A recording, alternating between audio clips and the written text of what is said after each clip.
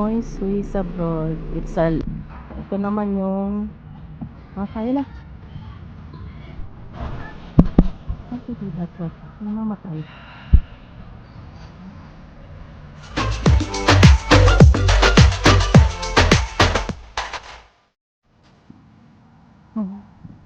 Nakaakyat na kami dito. Papunta pa sa itaas. Going up Mount Victoria. Hinihingal na po ako.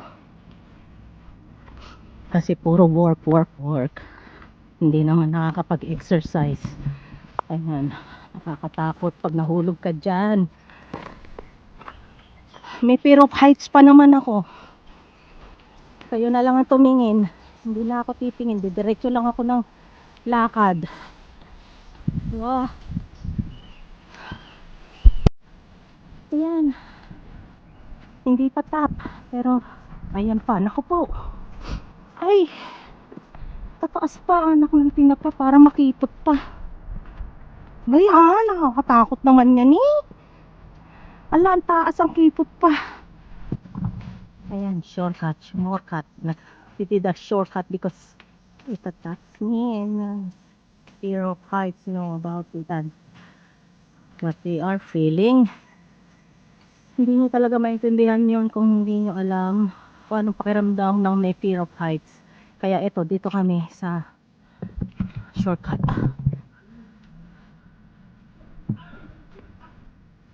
Yung mga Pilipino.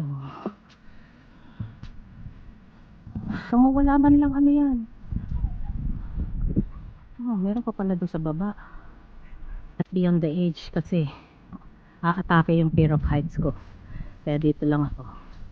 Yan ang Mount Rangitoto. Still active volcano. Pero natutulog. Still sleeping. The Mount Rangitoto Island. That's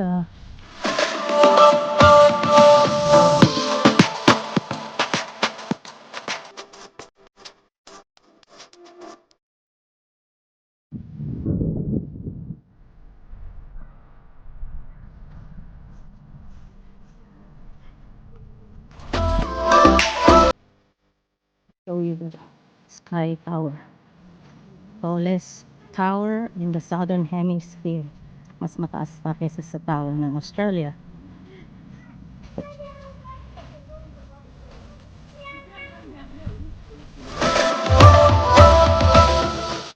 Or not always long time ago, the last time. Kahit na malapit lang siya. Kasi